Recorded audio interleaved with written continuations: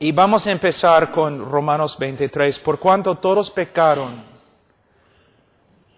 Por cuanto todos pecaron. Es un versículo que los niños aprenden, ¿no? De memoria.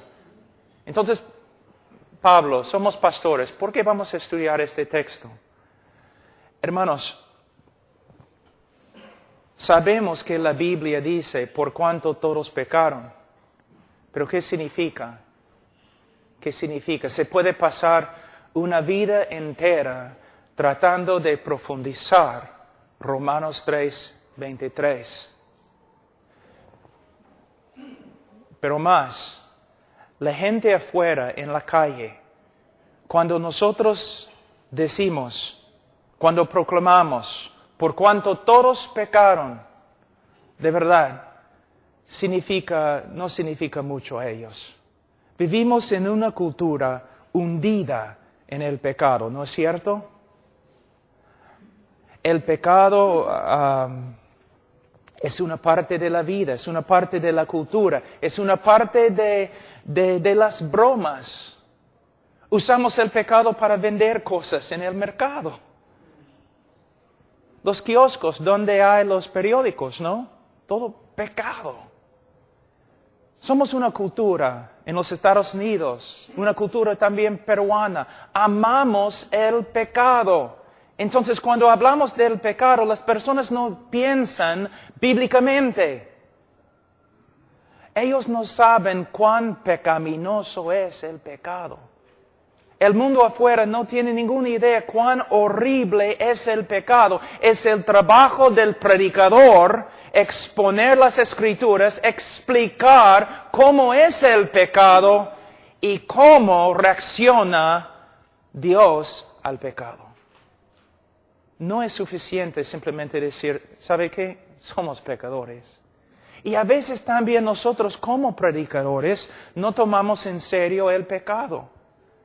A veces yo no observo a las personas cuando están practicando evangelismo. Y a veces, para ser amables, ellos dicen, ¿sabes qué? ¿No? Todos nosotros somos pecadores.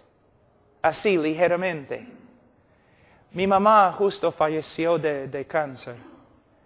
Imagínense el médico cuando tiene que decir a mi mamá, señora, tienes cáncer. Imagínense él diciendo todo así.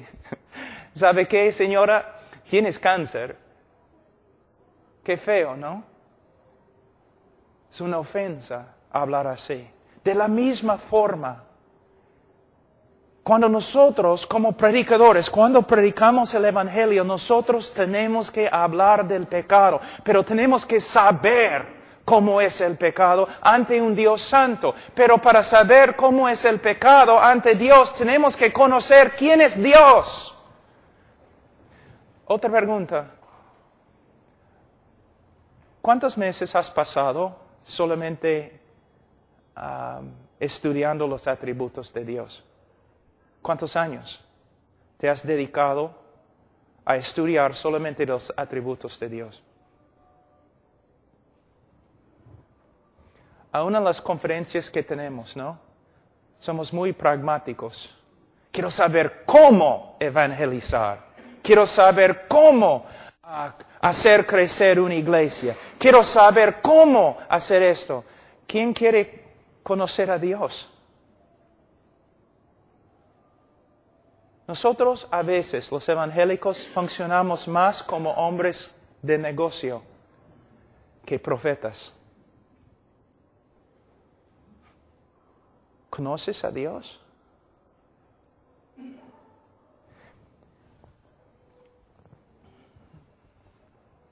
El pecado. ¿Por cuánto todos pecaron? ¿Por qué no están ustedes temblando? Los puritanos antes, o siempre decían, cuando el hombre peca, no peca contra el alcalde de un pueblo chiquitito. No peca contra el presidente de un país. Peca contra el Señor de la gloria. No hay no hay manera de explicar cuán asqueroso, feo, horrible es el pecado. Pero una de las tareas de un predicador es intentarlo. No solamente tenemos que proclamar a la sociedad, somos pecadores, o por cuanto todos pecaron. Tenemos que estudiar las Escrituras para que podamos presentar la evidencia cuán feo, horrible es el pecado y las consecuencias del pecado. Por eso, hermanos, tenemos que estudiar, tenemos que profundizar, tenemos que pasar toda nuestra vida estudiando las Escrituras para que podamos presentar las evidencias, explicar lo que la Escritura dice, por cuanto todos pecaron. Ahora, vamos a empezar. Hay que explicar lo que significa.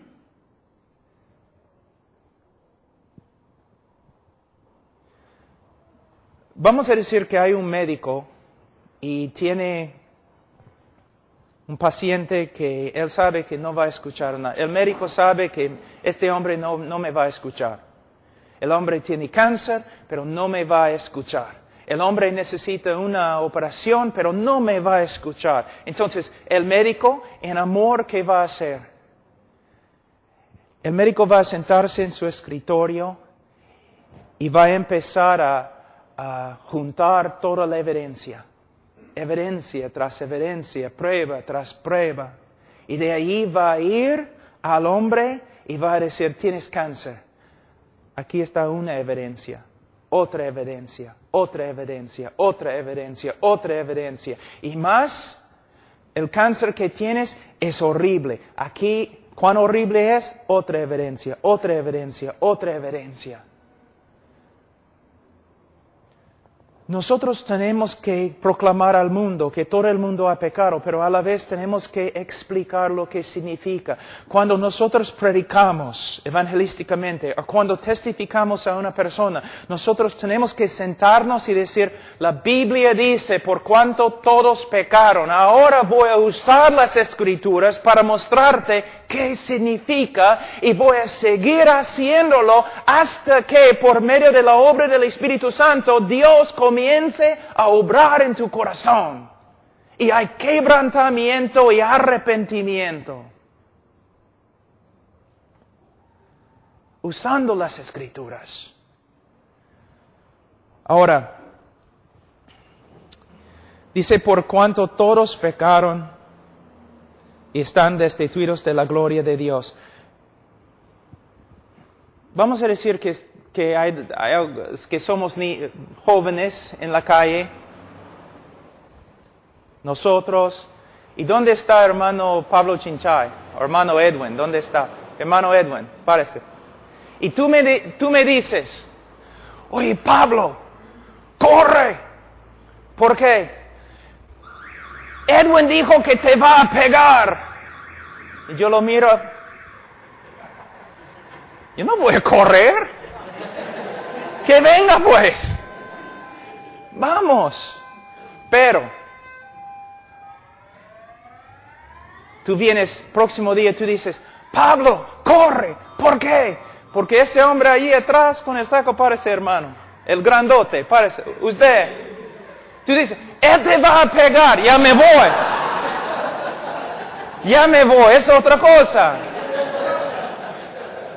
Si él se acerca a mí, oye, métete en mi bolsillo. No. Él es otra cosa, gracias hermano. La gente en el día de hoy no tiene miedo del pecado porque no tiene miedo de Dios, porque no conocen a Dios, porque no estamos predicando a Dios, porque estamos tan ocupados como pastores que no tenemos tiempo para conocer a Dios. La tarea principal de un pastor es conocer a Dios. Una pregunta, ¿cuándo es la última vez que pasaste meses, quizás un año, enseñando tu congregación con respecto a los atributos de Dios? ¿Ves?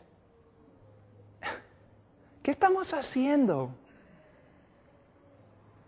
La doctrina más importante, la teología propia, la doctrina de Dios, los atributos de Dios. Una persona no puede entender cuán horrible es el pecado a menos que conozca quién es Dios. La mayoría de las personas tienen un Dios más o menos de este tamaño, que se puede meter en el bolsillo. No tiene miedo. Y no saben quién es. Ni en las iglesias evangélicas saben quién es Dios, porque no estamos predicando los atributos de Dios. Entonces cuando decimos, por cuanto todos pecaron, ¿y qué? O predicamos acerca de Dios, pero no predicamos acerca de algunos de los atributos más importantes, como la santidad, como la justicia, como la ira de Dios, o como el aborrecimiento de Dios. Voy a darles un ejemplo. ¿Cuántos de ustedes han escuchado la frase, Dios aborrece el pecado y ama al pecador? Está bonito, ¿no? El único problema es herejía. No es lo que las Escrituras enseñan. Hay varios lugares a través de la Biblia donde dice que Dios aborrece al pecador. Y vamos a hablar de eso. ¿Ves? Muchas veces predicamos cosas que hemos escuchado de otros, sin investigar. ¿Es verdad? Suena bien, me parece bien, pero ¿de verdad es lo que la Escritura enseña? Voy a darles un ejemplo. Vamos a Salmos capítulo 5 un ratito.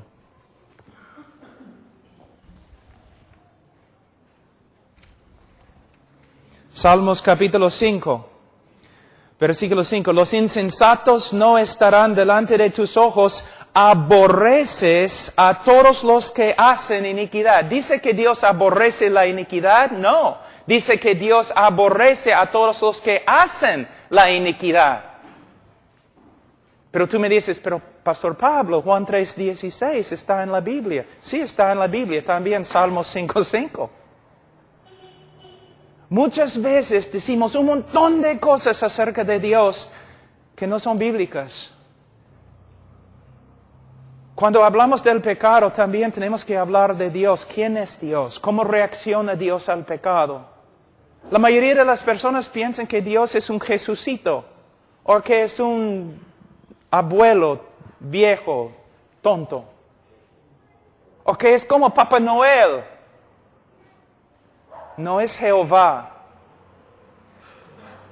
Él da vida, Él mata. Él salva, Él juzga. Él ama, Él aborrece. Él es maravilloso, Él es terrible. No es un león domesticado.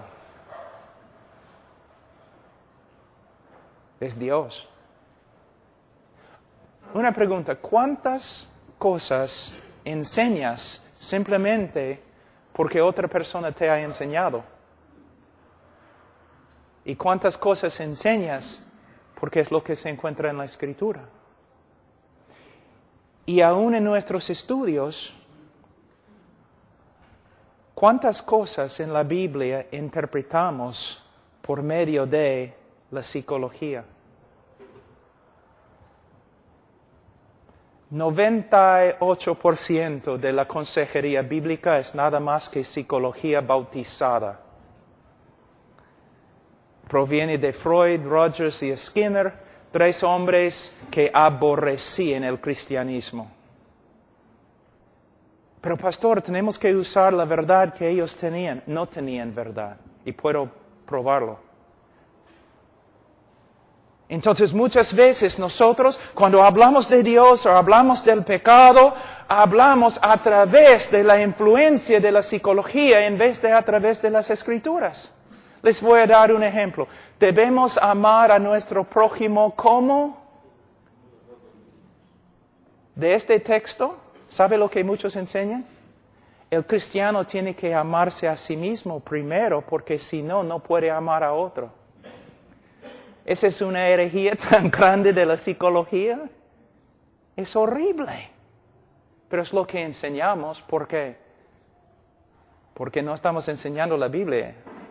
Hermanos, mira, los hombres de Dios tienen que estudiar las Escrituras. Es su tarea principal. Pero la mayoría de los pastores, porque están tan ocupados, ¿qué hacen? Se levantan en la mañana, oran algunos minutitos ahí. Quizás leen 10 minutos si pueden y salen para trabajar. Hay que hacer cosas. Vamos a una conferencia porque nos van a enseñar cómo evangelizar. Vamos a otra conferencia porque nos van a enseñar cómo hacer esto o cómo hacer esto. Pero ¿qué pasa con las conferencias? Vamos a aprender quién es Dios. Vamos a aprender cómo son los atributos de Dios. ¿Qué significa su ira? ¿Qué significa su amor, su aborrecimiento, su justicia? Tenemos que usar un montón de métodos porque no hay poder, y no hay poder porque no estamos enseñando la verdad, y no estamos enseñando la verdad porque no tenemos tiempo para estudiar. Pero tenemos folletos que podemos usar. No estoy en contra de los folletos, solamente somos pastores y predicadores, necesitamos más que folletos. Tenemos que tener un conocimiento de las Escrituras. Cuando hablamos del pecado, vamos a usar algunos versículos para ayudarnos. ¿Qué significa por cuanto todos pecaron? Según la confesión Westminster y las confesiones bautistas, el pecado sucede cuando uno o un acto no se conforma exactamente a la persona y voluntad de Dios. Cuando un hombre hace algo que contradice lo que la Biblia enseña acerca del carácter de Dios o acerca de la voluntad de Dios, que es una expresión de su carácter. Y el pecado, ¿cuán horrible es el pecado? Voy a darles una ilustración de Gálatas. La Biblia dice que todos los hombres que no cumplen todo lo que se encuentra en las Escrituras, el hombre es bajo una maldición, ¿no es cierto? ¿Qué significa estar bajo una maldición? Significa que el hombre que ha pecado una sola vez, es tan horrible y asqueroso ante un Dios santo y un cielo santo, que la última cosa que el hombre va a escuchar cuando toma su primer paso para entrar en el infierno, la última cosa que va a escuchar es toda la creación aplaudiendo a Dios. Porque Dios le ha enviado al infierno. El hombre es tan horrible ante un Dios santo. Y ese es el problema en el día de hoy. Mira este versículo acá. Dice, por cuanto todos pecaron y están destituidos de la gloria de Dios. La interpretación moderna de este texto es, Dios tiene un plan maravilloso para tu vida, pero por causa del pecado no has logrado el gran plan que Dios tiene para ti. Es una interpretación nueva. Si vas a los comentarios antiguos no vas a encontrarlo. ¿Por qué usamos este método de interpretación? Tiene mucho que ver con la psicología. El hombre es todo. Dios tiene un plan para el hombre. No es lo que significa. En el contexto de Romanos capítulo 1 y también en los comentarios antiguos, lo que significa es esto. El hombre fue hecho con un solo propósito. Glorificar a Dios, adorar a Dios y servir a Dios. Y el hombre no lo ha hecho. En vez de servir a Dios y glorificar a Dios, el hombre se ha glorificado a sí mismo y se ha rebelado contra la ley de Dios. Y por eso Pablo dice en Romanos 1, 2 y 3, el hombre merece la condenación y nada más. Nosotros predicamos en el día de hoy como si el hombre fuera un víctima. No es un víctima, es un aborrecedor de Dios, que peca porque aborrece a Dios. Su vida está destruida porque aborrece a Dios y se ha rebelado contra Dios. El hombre tiene que escuchar de las Escrituras qué significa ser pecador. Vamos a ver algunos textos empezando en el libro de Génesis. Génesis capítulo 6.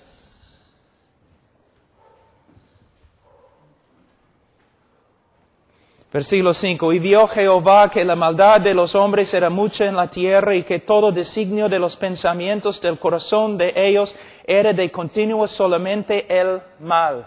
¿Cómo es el corazón del hombre? La Biblia dice así. Ahora, el corazón del hombre significa la esencia del hombre. Se refiere a todo lo que el hombre es. Corrupto totalmente. Una vez yo estaba predicando en una universidad y después de leer el texto, un joven se acercó a mí y dijo, no estoy de acuerdo con tu interpretación del texto. Y yo le dije, no interpreté el texto, joven. Lo leí nada más. Y él dijo, el hombre no es así, hay algo bueno en el hombre. Yo le dije, joven, si yo pudiera sacar tu corazón y yo pudiera poner tu corazón en un DVD o una película, un video, si yo pudiera dar el video esta noche de todo lo que tú has pensado toda tu vida, joven, tú correrías de esta universidad y nunca regresarías porque tú has pensado cosas tan perversas que ni puedes compartirlas con tus mejores amigos. Y él dijo, sí, así es el hombre. Así es el hombre. Corrupto. Totalmente corrupto. Ninguna cosa buena en él. Lo que se llama la doctrina de la depravidad humana. La Biblia no enseña que el hombre es 50% malo, o 95%, sino 100% corrupto. Ahora vamos a otro texto. Génesis, capítulo 8, 21. Y percibió Jehová olor grato y dijo Jehová en su corazón, no volveré más a maldecir la tierra por causa del hombre, porque el intento del corazón del hombre es malo desde su juventud. Esta palabra en hebreo puede significar desde su niñez, desde sus años más tempranos. ¿Hay que enseñar a un niño a pecar? ¿Hay que enseñarle a mentir? ¿Hay que enseñarle a ser egoísta? Nace así. Un teólogo ha dicho, usando la ilustración, la siguiente ilustración. Vamos a decir que tienes un niño de 18 meses en tus brazos. Y el niño ve tu reloj y quiere agarrar tu reloj. Y tú dices, no. ¿Qué hace el niño? Comienza a moverse, ¿no? Gritando, llorando. Él quiere de nuevo tocar tu reloj y tú dices, no. Comienza a gritar más, a llorar, a moverse. El teólogo dijo, si describimos este evento bíblicamente, podemos decir, si este niño, si este bebé tuviera la fuerza de un joven de 18 años, mataría a su papá, le quitaría el reloj y saldría del cuarto sin sentir culpa. Uno de los problemas en el día de hoy, por causa de la psicología, y mayormente la psicología cristiana, que no es cristiana, pastores y predicadores no más piensan que el hombre es tan malo como la Escritura dice. Pero así es, el hombre es. Vamos a Isaías 64.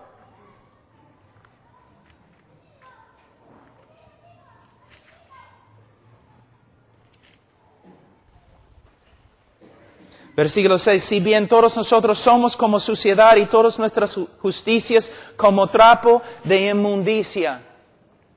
Imagínense un leproso acá. Un leproso. Cuando está sufriendo de la lepra, es horrible. Todo su cuerpo está pudrificando. Pero imagínense que nosotros queremos ayudarle, entonces vamos a Lima y compramos una tela muy fina y le vestimos al leproso en la tela fina, blanca que hemos comprado. ¿Qué va a pasar? En algunos minutos toda la contaminación de su cuerpo va a comenzar a pasar a la tela. Y la tela va a llegar a ser tan sucia como el hombre mismo. Esta es la razón por la cual el hombre no puede salvarse a sí mismo. Es la razón por la cual las buenas obras no salvan. Porque el hombre es totalmente corrupto. ¿Una vez has pensado por qué Hitler era así? ¿Una vez? ¿Es que él nació más pecador que tú? ¿O debemos culpar a la sociedad? ¿Por qué Hitler era peor que tú? ¿Una vez has pensado? Porque la Biblia dice que todos los hombres nacen igualmente depravados. ¿Te das cuenta? Entonces, ¿por qué no eres como Hitler? La Biblia enseña algo que no te va a gustar.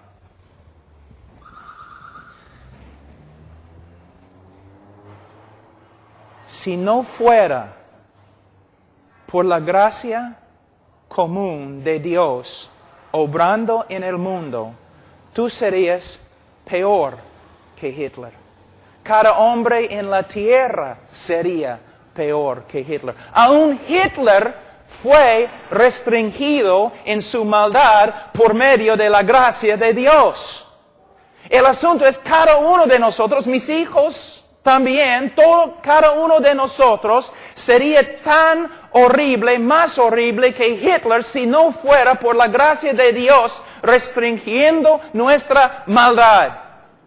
Es como Dios, para preservar el mundo, para que pueda hacer una obra de salvación, para preservar el mundo, Dios ha restringido toda la maldad de toda la humanidad con su gracia común. De vez en cuando, según sus propósitos, como con Faraón, Dios quita su gracia y permite que uno salga como Hitler. Pero lo que tienes que entender y lo que todos los que escuchan tus prédicas tienen que entender es el hombre. Hitler es un ejemplo perfecto de cada uno de nosotros. Cuando ves un loco en la calle, es un ejemplo de cada uno de nosotros. Cuando ves un drogadicto que está matando a todo el mundo, es un ejemplo de todos nosotros. Mira, tengo una pregunta. O bueno, no es una pregunta aquí porque hay tantas nubes, pero cuando estás en la sierra, en la noche, ¿no? En la sierra, muy hermosa la noche. ¿Por qué? Las estrellas. Están por todos lados, ¿no es cierto? Pero tengo una pregunta. Mediodía, ¿dónde están las estrellas? ¿A dónde se fueron? ¿Dios las metió en una bolsa? ¿A dónde se fueron? Están ahí, ¿no es cierto? Pero no puedes ver las estrellas. ¿Por qué? Porque las estrellas se ven mejor cuando detrás de ellas hay solamente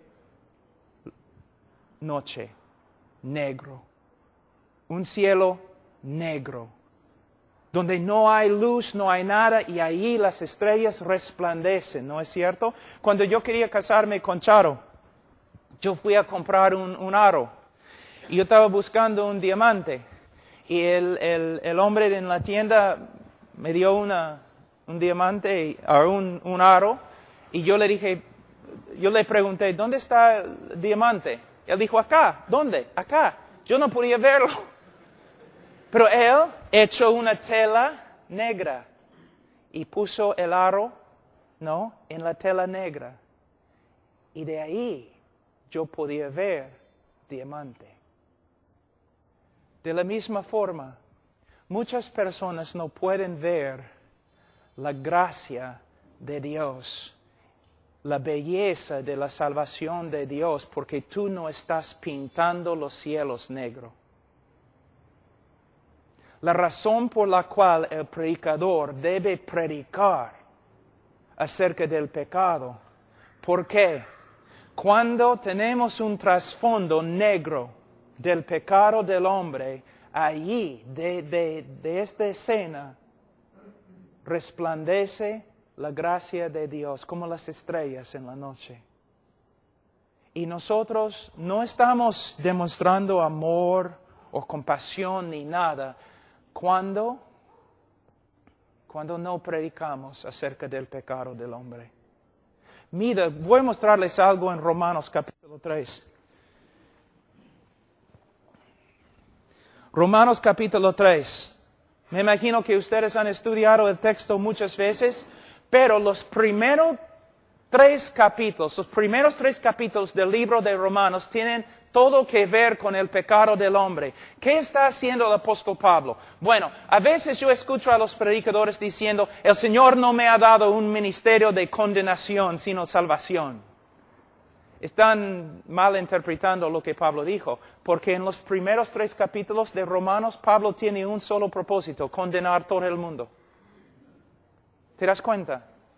Antes que escriba Pablo acerca de la salvación en Cristo, antes él pinta un cuadro horrible acerca del hombre. Y termina en versículo 10 de capítulo 3, como está escrito, no hay justo ni aun uno, no hay quien entienda, no hay quien busque a Dios, no hay quien haga lo bueno. Y termina diciendo en versículo 19, pero sabemos que todo lo que la ley dice, lo dice a los que están bajo la ley, para que toda boca se cierre y todo el mundo quede bajo el juicio de Dios.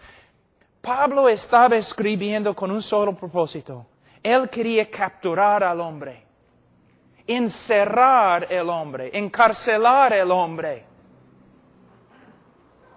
De una forma para que el hombre no pueda escapar. No puede escapar. Cuando nosotros evangelizamos o predicamos diciendo, ¿sabe que eres pecador? Ese es solamente el comienzo del trabajo. Sí, pastor, todos son pecadores, ¿no? Las personas hablan así porque no quieren sentirse a solas. Sí, todos nosotros somos pecadores, como si fuera a ayudar. Decimos, mira, la Biblia dice, por cuanto todos pecaron. Ahora, voy a explicarte lo que significa. No con un espíritu crítico, no con orgullo, no con enojo, quizás con lágrimas. Voy a explicarte lo que eres ante Dios. Muchas veces cuando hablo con personas, pero yo soy así porque mis padres o porque la sociedad o tú no entiendes las pruebas. No. Todo lo que estás diciendo, amigo, es una mentira. Tu vida es así porque tú eres un pecador. Todo lo que ha pasado es tu culpa. Ahora vamos a empezar. Eso es lo que dice Dios acerca de tu condición. Eso es lo que dice Dios acerca del pecado. Eso es lo que Dios dice acerca de tu rebeldía. Esto es lo que Dios dice acerca de ti, acerca de mí, acerca de todos. Y hablando del pecado, hasta que empecemos a ver quebrantamiento, arrepentimiento, humildad, algo. Mira cómo evangelizamos en el día de hoy. Como predicadores no estamos buscando casi nada. Solamente, ¿estás de acuerdo? ¿Sí? ¿Quieres ir al cielo? ¿Estás de acuerdo? ¿Sí? ¿Quieres recibir a Cristo? ¿Estás de acuerdo? Sí, ya, entonces está bien. No, como predicadores, nosotros nos sentamos con la gente. Ahora explícame. ¿Entiendes lo que te dije? ¿Sí? O los evangelistas que hacen preguntas que saben que los oyentes pueden contestar. Pero no, explícame, ¿qué significa ahora que eres pecador? De lo que te he mostrado en las Escrituras, muéstrame cómo responde Dios a tu pecado. Y esperando, viendo, mirando, observando. ¿El Señor está obrando en su corazón? ¿Hay arrepentimiento bíblico? ¿Tiene un corazón contrito? En vez de simplemente pasar por cada etapa evangelística y de allí pronunciarlo salvo. Ahora, dice, por cuanto todos pecaron, están destituidos de la gloria de Dios. Hermanos, vivimos en un mundo, voy a darles un ejemplo. ¿Cuán humanista es el Evangelio en el día de hoy? Dios hace todo lo que hace para su propia gloria. Dios hace todo lo que hace por causa de su amor para con sí mismo. Dios se ama a sí mismo más que todo lo demás. ¿Qué piensas? Vivimos en un mundo en el día de hoy. No, pastor, Dios ama al hombre más que todo. ¿De verdad? ¿Desde cuándo? ¿Dios ama al hombre más que todo? No. Si tú amas algo más que a Dios, ¿cómo se llama? Idolatría. Lo que tenemos que entender es que Dios es Dios. Él es digno de toda la gloria. Él debe amarse a sí mismo más que a cualquier otra cosa o persona. Es digno, pero nosotros no nos parece bien. No, Dios debe amarme a mí. ¿Cuántas veces he escuchado canciones en las campañas evangelísticas? Dios ama al hombre más que todo lo demás. No es cierto. El hombre no es el centro del universo. Dios es el centro del universo. Dios no hace todo lo que hace para salvar al hombre. Dios hace todo lo que hace para su gloria. Y es digno de hacerlo. El hombre no es la causa de todo. O la motivación divina. Es Dios. Dios tiene un plan maravilloso para tu vida, pero no has alcanzado el plan por causa de tu pecado. No es lo que significa, psicólogo. Lo que significa es, Dios te ha hecho con un solo propósito, glorificarle, y no lo has hecho. Te has rebelado y no lo has hecho. Y por eso tu vida está casi destruida. Todo se centra en Dios, no en el hombre. Dios ama al hombre, de verdad. Él ha mostrado su amor en la cruz del Calvario, pero como predicadores nosotros tenemos que entender el orden. El hombre no es principal en el universo, Dios es principal. Dios no hace todo lo que hace para el hombre o por el hombre, sino por su propia gloria. Dios es número uno, no el hombre. Dios es el centro del universo, no el hombre. Personas dicen, si Dios está allí en el cielo y está llorando porque tú no quieres recibir su salvación. ¿De verdad? ¿Puedes mostrarme en la Escritura? Pero Cristo en la tierra lloró, sí, pero Cristo no está en la tierra en este momento. Ningún lugar en el cielo, en la Biblia, donde dice que Dios está llorando porque la gente le está rechazando. El famoso teólogo Tozer dijo, si todos los hombres llegan a ser ciegos, no va a disminuir la gloria del sol que resplandece. Y si todos los hombres se convierten en ateos, no va a disminuir la gloria ni la felicidad de Dios. Dios no necesita al hombre. Dios salva al hombre, no por causa del hombre, sino a pesar del hombre, para mostrar su propia gloria en la tierra. Pero tú tienes tanto valor ante Dios. No tienes. Eres un rebelde, un criminal. Y si rechazas a Dios y vas al infierno y nadie va a estar llorando. Más bien todos van a levantar la mano y declarar que Dios es justo. ¿Ves? Todo se centra en el día de hoy alrededor del hombre y su necesidad. Pero no es así. Dios da vida, Dios destruye, Dios salva, Dios condena. Pero Dios no tiene necesidad.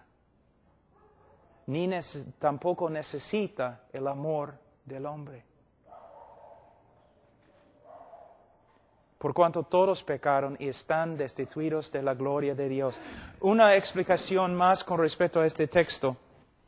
Mire en Romanos capítulo 1, versículo 19. Romanos 1, 19 es la interpretación de verdad de Romanos 3, 23. Por cuanto todos pecaron y están destituidos de la gloria de Dios. ¿Qué significa estar destituido de la gloria de Dios? Versículo 19. Porque lo que de Dios se conoce, les es manifiesto, pues Dios se lo manifestó, porque las cosas invisibles de Él, su eterno poder y deidad, se hacen claramente invisibles. Versículo 21. Pues habiendo conocido a Dios, no le glorificaron como a Dios, ni le dieron gracias, sino que se envanecieron en sus razonamientos y su necio corazón fue tenebrecido. Es el significado de Romanos 3, 23, cuando dice, por cuanto todos pecaron y están destituidos de la gloria de Dios. ¿Qué significa estar destituido de la gloria de Dios? Fuimos creados para su gloria, Él merece nuestra alabanza y adoración, pero nosotros nos hemos rebelado contra Él y no hemos realizado el propósito que tenemos, vivir para la gloria de Dios. Tú dices, ¿cuál es la diferencia entre la interpretación histórica y la interpretación moderna? Bastante. La interpretación histórica, todo se centra en Dios y su gloria.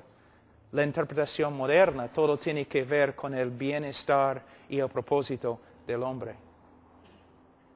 Ahora, dice, vamos a Romanos 3, 23. Versículo 23, por cuanto todos pecaron y están destituidos de la gloria de Dios, siendo justificados. ¿Qué significa siendo justificados? Es muy importante. Muchas personas a veces piensan, bueno, ser justificado significa que Dios nos ha perdonado. No. La Iglesia Católica dice que la doctrina de la justificación significa que Dios nos da gracia por medio de los sacramentos. Dios nos da gracia y por medio de la gracia podemos vivir una vida santa ante Él y por medio de la vida santa y las buenas obras Dios nos salva. No. La justificación en las Escrituras es una declaración legal. Es muy importante. La justificación es una declaración legal. El momento que una persona cree en Jesucristo, Dios legalmente lo declara justo ante Él.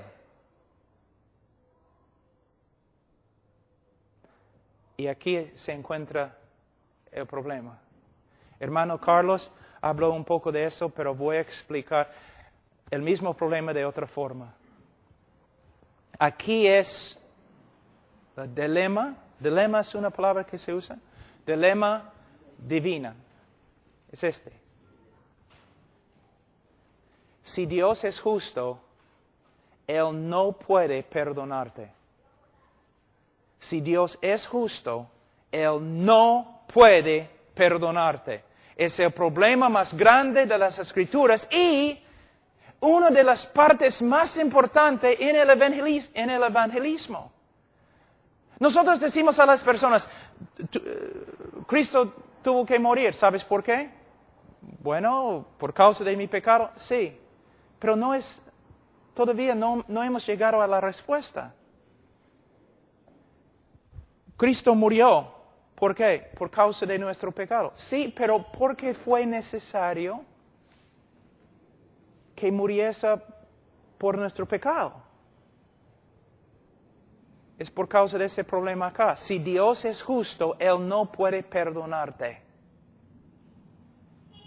Porque si Él perdona a los injustos, Él llega a ser más injusto que ellos. Es el problema más grande. Es la razón por la cual toda la Biblia fue escrita. Es la razón detrás del Evangelio, pero muchos cristianos nunca han escuchado de tal cosa. ¿Te das cuenta? Es quizás la parte más clave del Evangelio y casi nadie habla de eso en el día de hoy. Antes, los bautistas cada vez que predicaron el Evangelio hablaron de esto. En el día de hoy, ni han escuchado. Porque Cristo tuvo que morir. Porque si Dios es justo, Él no puede perdonar. Como el hermano te dio esta mañana un ejemplo de un juez. Un juez, no, una persona mata a toda tu familia, tú capturas la persona, llevas la persona a la policía lleva a la persona, el criminal, al juez, y el juez mira y dice, ¿sabe qué? Yo soy un juez de amor, por eso te perdono. Tú vas a gritar, no, yo demando justicia. Tú vas a escribir los periódicos diciendo, mira, hay un juez que es peor que los asesinos que él perdona. ¿Te das cuenta? Un juez tiene que hacer justicia. Si Dios es el juez de toda la tierra y nosotros somos corruptos y viles, si hemos quebrantado cada ley que Dios ha dado, Él no puede perdonarnos. Hay una cosa que se llama justicia y la justicia tiene que satisfacerse. ¿Te das cuenta? Tiene que ser satisfecha.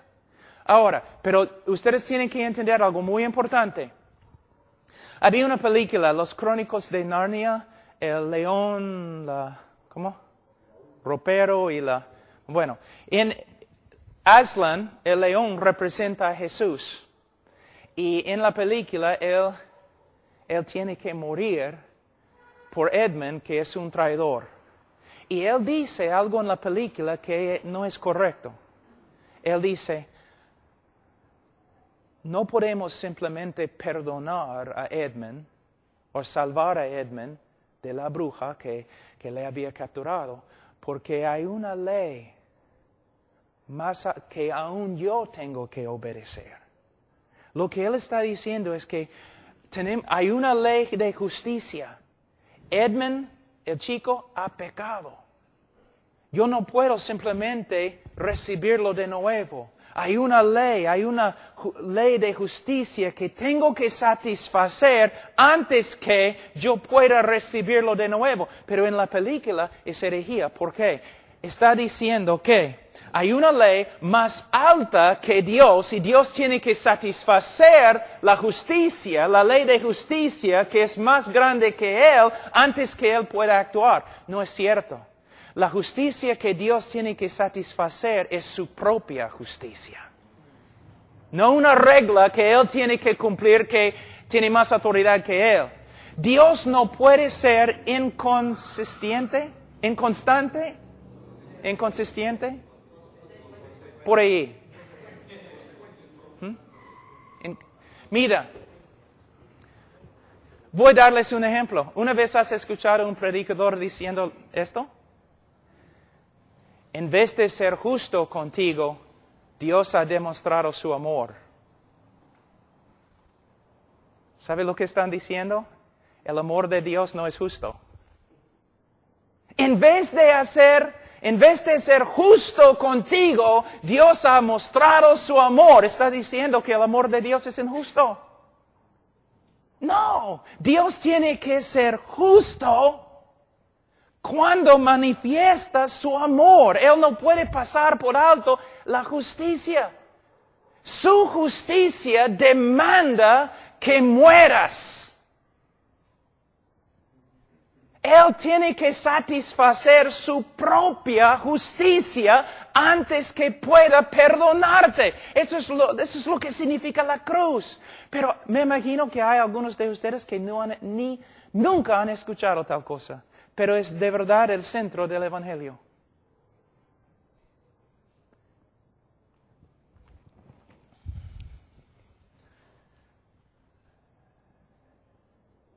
Alguien tiene que morir.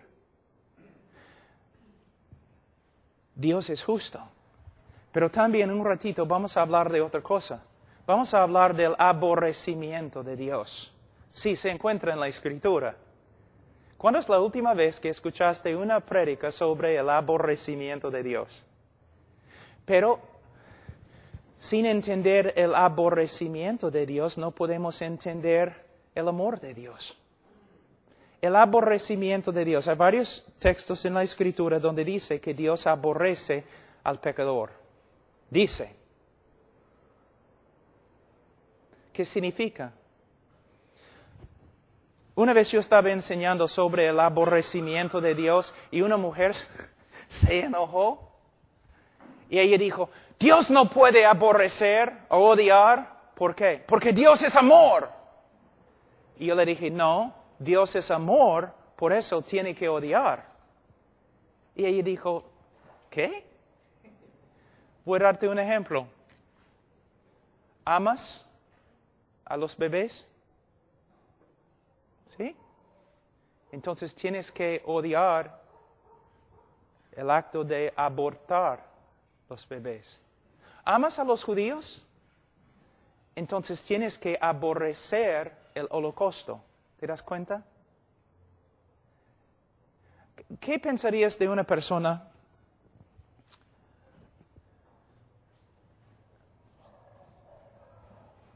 que tú estás leyendo el periódico, ¿ya? Y hay un hombre que ha violado como 15 niños. Y tú dices, caramba. Y tú muestras a uno, mira lo que ha pasado. Este hombre ha torturado y violado 15 niños, pequeños chibolos, así. Y el hombre dice, bueno, no sé, yo soy más o menos neutral. ¿Qué vas a pensar? ¿Vas a pensar que es un hombre moral? No. Un hombre moral cuando lee en el periódico que otro hombre ha violado 15 niños, el hombre si es moral, ¿qué va a hacer? Va a enojarse, ¿no es cierto? Va a enojarse. A veces yo escucho a los predicadores dicen, Dios no es un Dios enojado. ¿De verdad? ¿Qué dice el libro de Salmos? Dios está enojado todos los días. ¿Y por qué? Porque todos los días un Dios santo y justo y lleno de amor está viendo la destrucción de su creación. Está viendo las perversidades y los pecados y rebeldías de los hombres. Todos los días Él está viendo las mentiras y los asesinatos. ¿Ves? Si Él es santo, si Él es justo, Él no puede ser neutral con respecto al pecado o al pecador. Él viene, Él dice, con venganza y ira. El enojo, el aborrecimiento de Dios. Cuando Dios dice que un pecador es una abominación, ¿qué piensas? ¿Qué está diciendo? ¿Que es una abominación para la creación? No, para Dios es una abominación. Dios abomina a esta persona. Él aborrece a esta persona.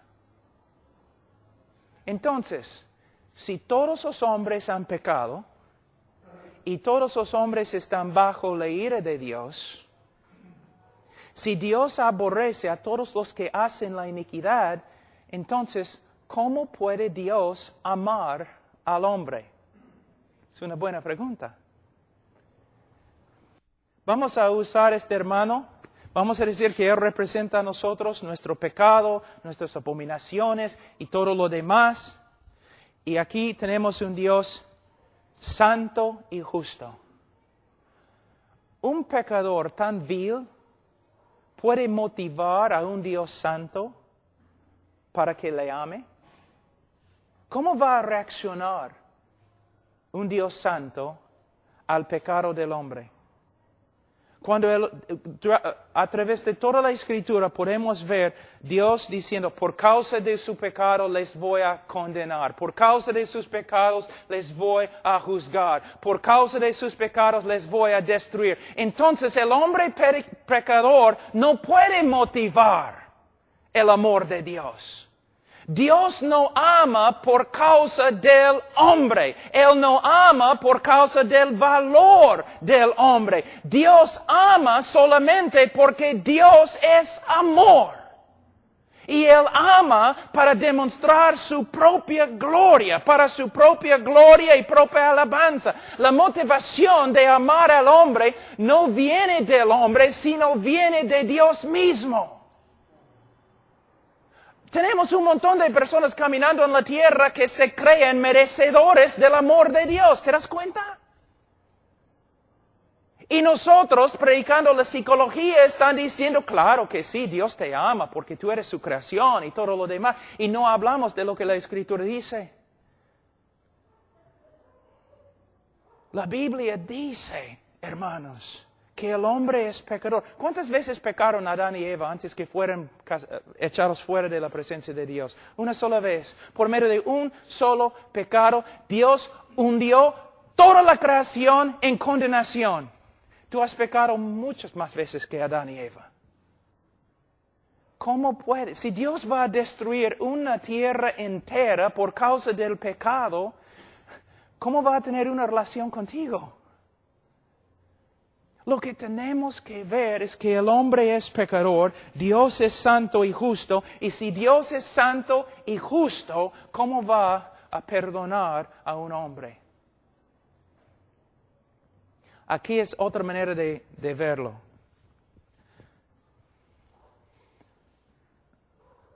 A través de las Escrituras escuchamos siempre acerca de la palabra longanimidad de Dios, que Él tiene la capacidad de sufrir nuestro pecado mucho tiempo. Así es como es. Dios en su justicia, en su santidad, mira al hombre. Y la única reacción que Él puede tener es aborrecimiento y odio y enojo y ira. Pero por causa de su propia naturaleza y para su propia gloria, Dios puede actuar a favor de los objetos de su odio. Es como si, vamos a decir, la misericordia de Dios con una mano está restringiendo la ira de Dios y con otra mano está obrando para la salvación del hombre. Pero no por causa del hombre, sino a pesar del hombre. Pero un día la misericordia de Dios se va a retirar.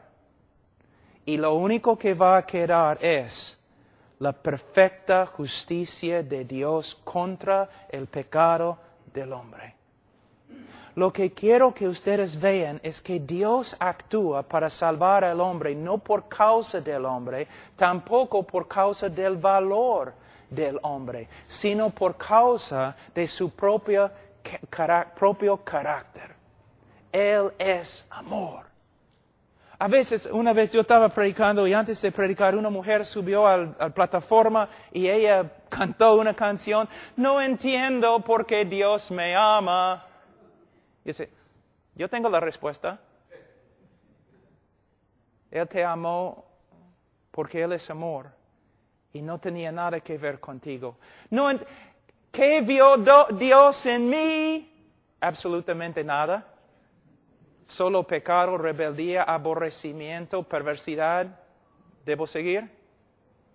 O la canción, no entiendo por qué Dios, ¿cómo se dice en castellano? Dios nunca dejó de confiar en mí. Él nunca confió en ti. Él confió en sí mismo y su poder de cambiarte.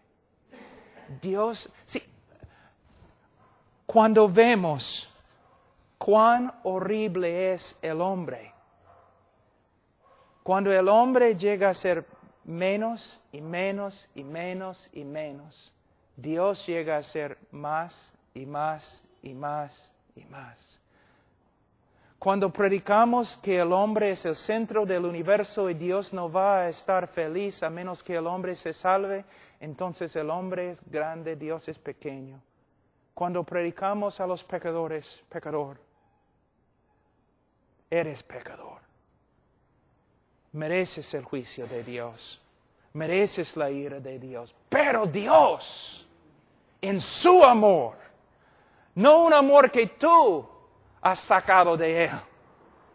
No un amor por causa de ti o por causa de tu valor o por causa de tus atributos. No, un amor que proviene de Dios mismo. Entonces podemos empezar a ver cuán grande es el amor de Dios.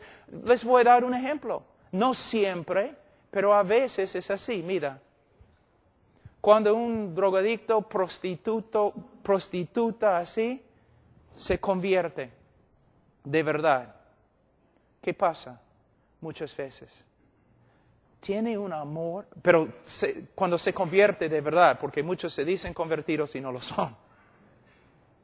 Pero cuando un drogadicto, un hombre que abajo, en un hueco y se convierte, muchas veces tiene un aprecio para la salvación de Dios, porque tiene una idea cómo era antes de su conversión. Pero lo que necesitamos comunicar a todo el mundo es que todo el mundo es igualito a drogadicto en el hueco, sino peor. Mi hijo tiene 6 años. Lo amo. Es aborrecedor de Dios. Mi hija tiene 2 meses. Aborrecedora de Dios. Mi hijo de 3 años, aborrecedor de Dios. Tú dices, no, Jesús dijo que los niños vengan a Él. No es lo que significa el texto, hermano, por favor. La Biblia dice que mis hijos fueron nacidos en pecado, con corazones corruptos, muertos en su pecado. Los amo, de verdad, pero no puedo negar la realidad bíblica. Si Dios no hace una obra sobrenatural en el corazón de mis hijos, van a entrar en el infierno. Y cuando entran en el infierno, en el día de juicio, mi esposa y yo vamos a ponernos de pie, vamos a levantar la mano y vamos a decir, Dios fue justo con nuestros hijos. ¿De verdad?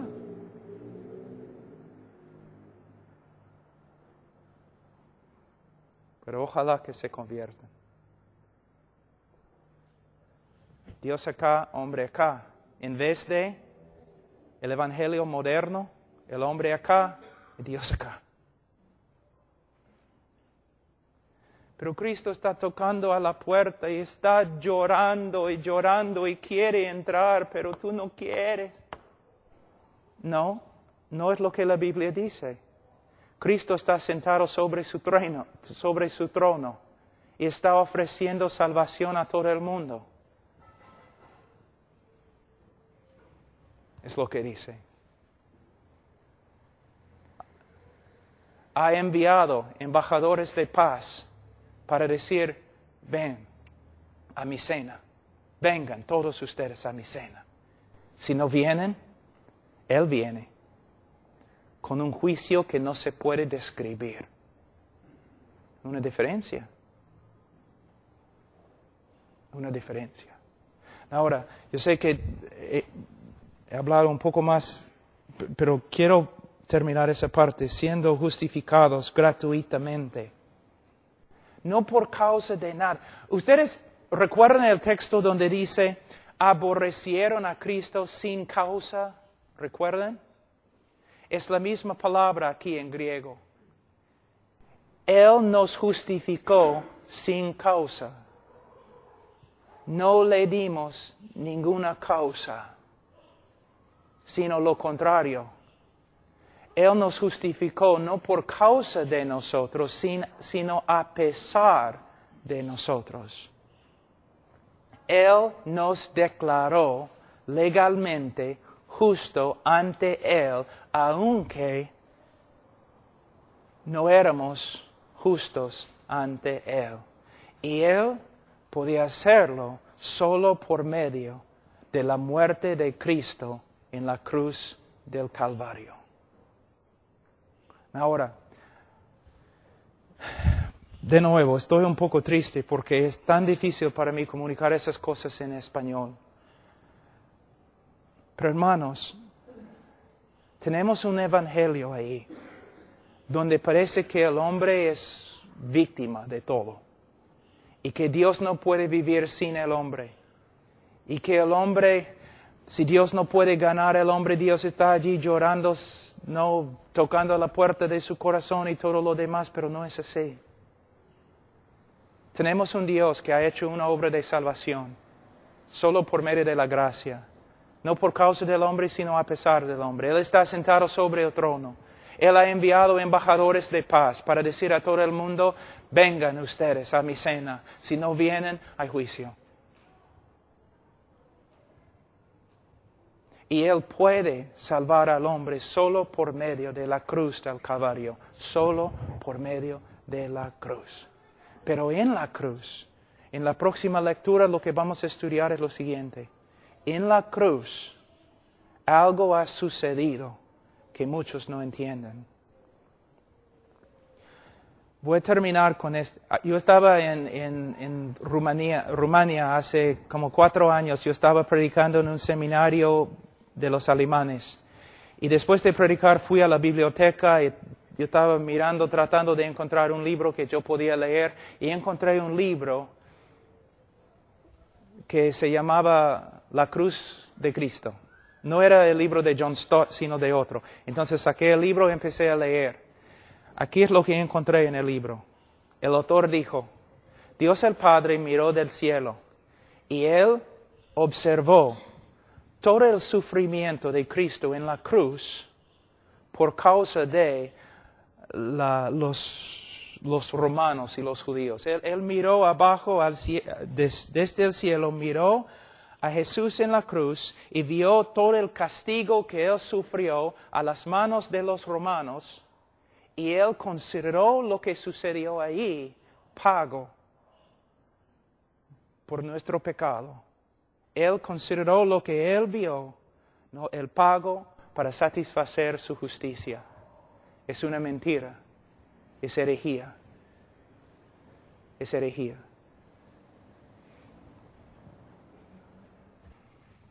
Vamos primero a... Cristo está en la cruz y Él grita, Ila, Ila, lama sabactani. Dios mío, ¿por qué me has desamparado? Ahora, fíjense, ¿qué está diciendo Jesús? ¿Quién desamparó a Jesús en la cruz? ¿Quién? El Padre. El Padre desamparó. La palabra también significa abandonó, rechazó. Es una palabra muy fuerte. Muchos predicadores dicen, Dios miró desde el cielo y miró a su Hijo y Él no podía soportar ver el sufrimiento de su Hijo y por eso simplemente no podía ver. Es una mentira, no es lo que la Escritura dice, es una mentira. La Biblia dice que Dios no podía mirar a su Hijo y desamparó a su Hijo. Dios abandonó a su Hijo. La pregunta es, ¿por qué? ¿Por qué? Vamos a Salmos 22 y vas a ver por qué. Salmos 22. Versículo 1. Dios mío, ¿por qué me has desamparado? ¿Por qué estás tan lejos de mi salvación y de las palabras de mi clamor? Es su queja. Dios, ¿por qué me has desamparado? El Mesías en la cruz está clamando a Dios, ¿por qué me has desamparado? Versículo 2. Dios mío, clamo de día y no respondes, y de noche no hay para mí reposo.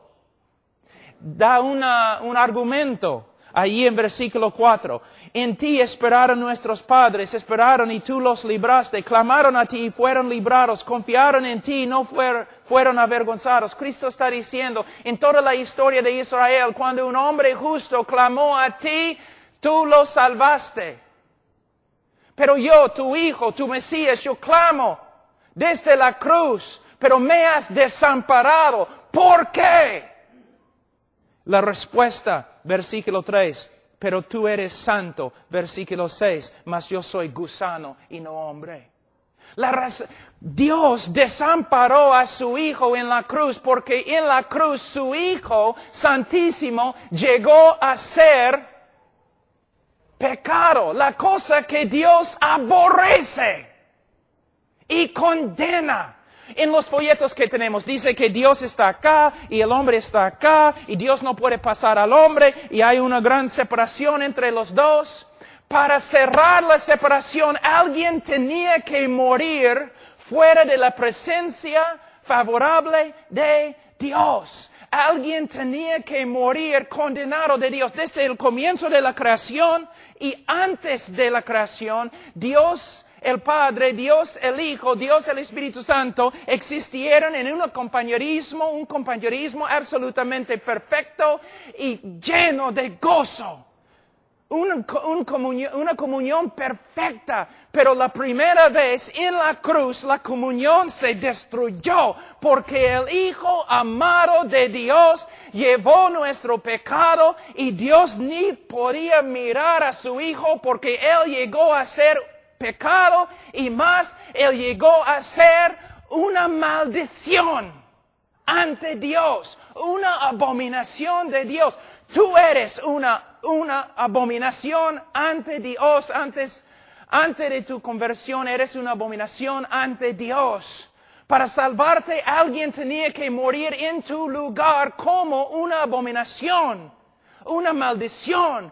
Cristo cuando llevó nuestro pecado, su comunión con Dios fue destruida. ¿Por qué? Él había llegado a ser pecado y Dios ni puede mirar el pecado. Él llegó a ser una maldición. Mira en Gálatas capítulo 3 muy rápido. En Gálatas capítulo 3,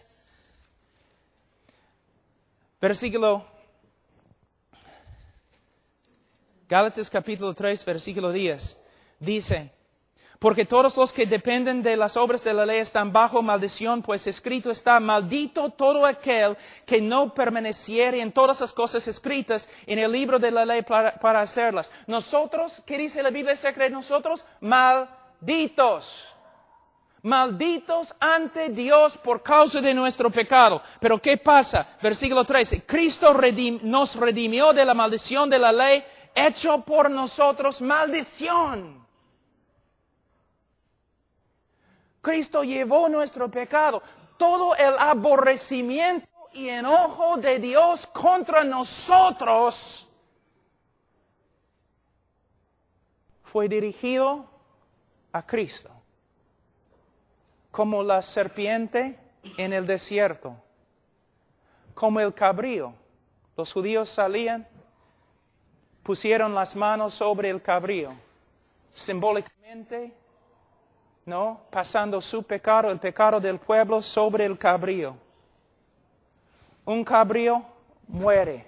El otro cabrío sale fuera de las puertas de la ciudad, cortado de la comunión con Dios y el pueblo de Dios.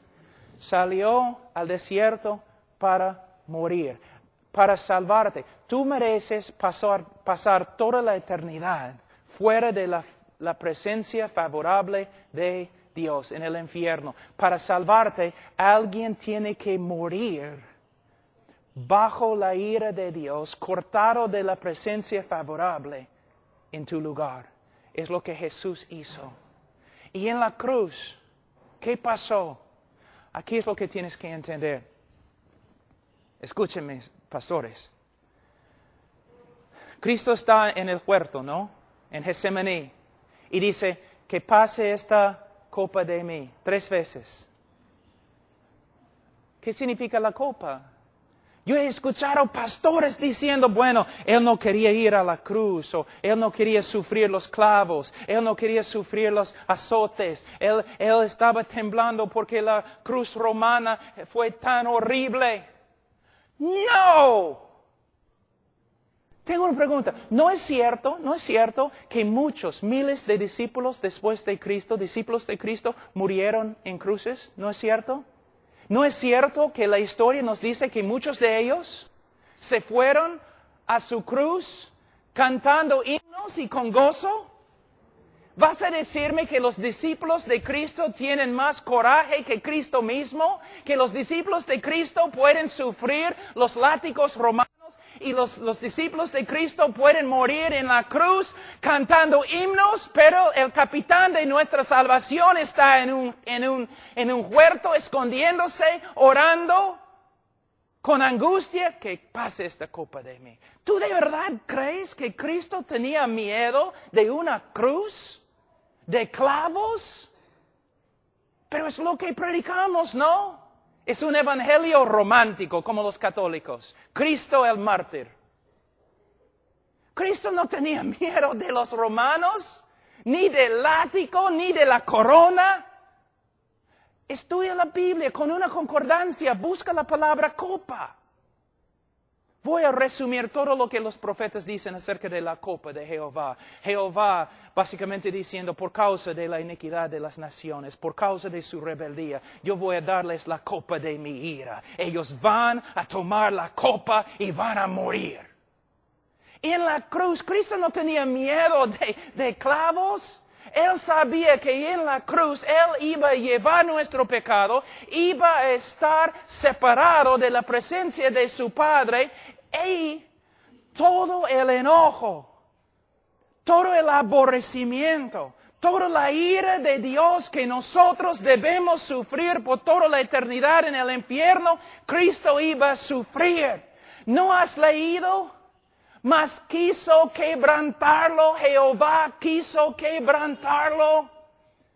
Alguien tenía que morir aplastado, quebrantado bajo la ira de Dios, separado de la presencia favorable de Dios. Allí es el evangelio, allí se encuentra el poder de la cruz. En la cruz Dios quebrantó, derramó su ira sobre su propio Hijo para salvarte a ti de su ira.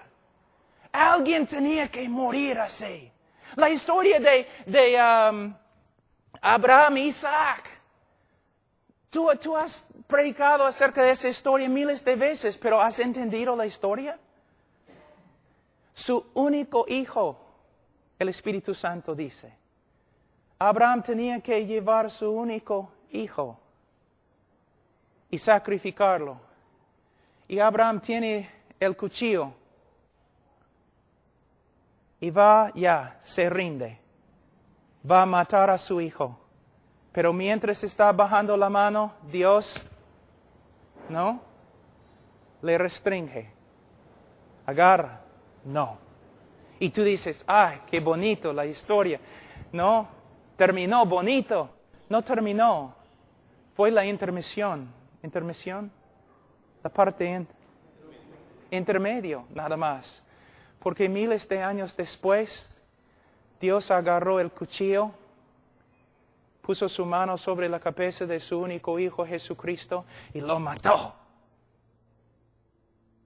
¿Una vez has predicado eso?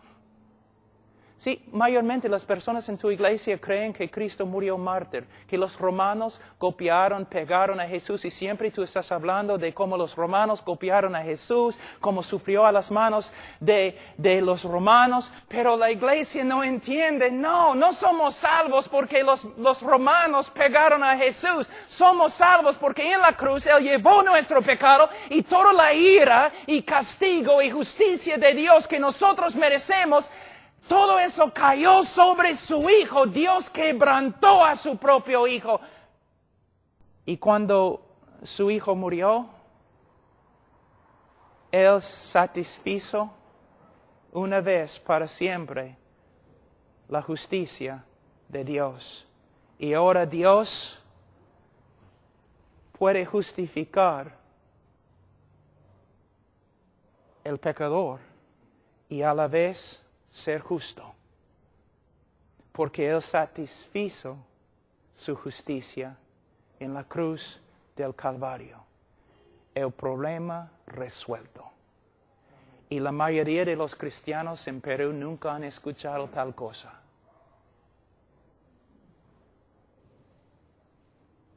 Pero es el Evangelio.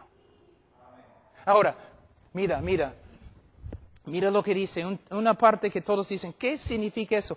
Versículo 25, a quien Dios puso como propiciación por medio de la fe en su sangre para manifestar su justicia. ¿Por qué Dios tiene que manifestar su justicia? ¿Por qué Dios tiene que demostrar su justicia? A causa de haber pasado por alto en su paciencia los pecados pasados, con la mira de manifestar en este tiempo la justicia, su justicia, a fin de que Él sea el justo y el que justifica al que es de la fe de Jesús. Ahora, esta parte es tan importante. En un sentido, la cruz justifica al pecador, ¿no es cierto? Por medio de la cruz, el pecador se justifica, ¿claro? Pero los teólogos también dicen, por medio de la cruz, Dios se justifica. Pero usando la palabra de otra forma, por medio de la cruz, Dios se vindicó. ¿Cómo? Hay un problema en la historia. Hay un problema aquí en Perú, ¿no es cierto? Mira, ¿cómo es el problema? Yo les voy a mostrar. ¿Cuál es la queja aquí en Perú y también en los Estados Unidos? En todo el mundo. Los sabios siempre han escrito libros sobre esto. Hay tanta maldad en el mundo y Dios no hace nada. ¿No es cierto? Ok, vamos a hablar de una cosa parecida. Voy a ser el diablo un tiempo. ¿Ok? El diablo peca contra Dios, ¿no es cierto? Se rebeló contra Dios. ¿Y qué pasó? Yo te digo lo que pasó. Justicia perfecta. Él fue condenado. Y todo el cielo no tenía ningún problema. Nadie en el cielo tenía un problema. ¿Por qué? El hombre, esta criatura pecó contra Dios. Dios hizo justicia perfecta contra él. No hay ningún problema. Está bien. Es como debe ser. Pero vamos a la tierra.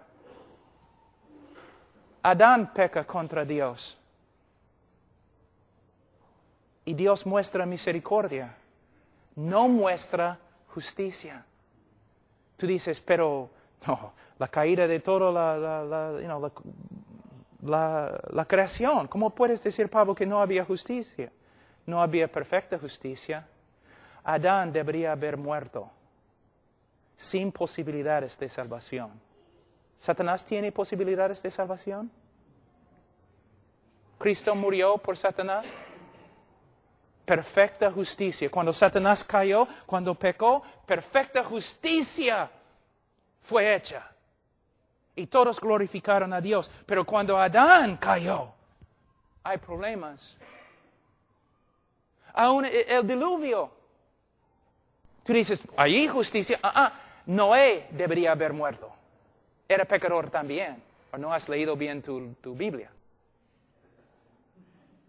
Entonces, aquí está Satanás. Dios, tengo una pregunta. ¿Has cambiado? ¿El juez de toda la tierra no hará justicia? Yo me rebelé contra ti. ¿Justicia? Adán, ¿cómo puedes darle una promesa en Génesis 3:15? El protoevangelicum en latín. ¿Cómo puedes hacerlo? Dice que vas a enviar un Mesías. Él debe morir. Noé, El diluvio, Noé debería haber muerto. ¿Cómo puedes salvar a Noé? Oh, Israel, tu pueblo, idólatras, todos ellos merecen morir. Abraham, tu amigo, oye, has bajado tu estándar, ¿no es cierto? Abraham, tu amigo, mintió.